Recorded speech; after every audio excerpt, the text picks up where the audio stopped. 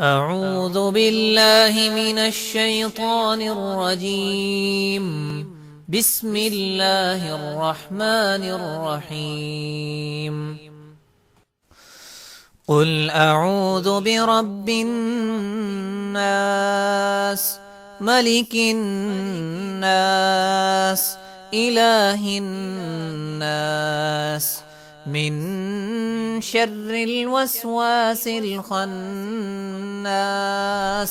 الذي يوسوس في صدور الناس من الجنة والناس.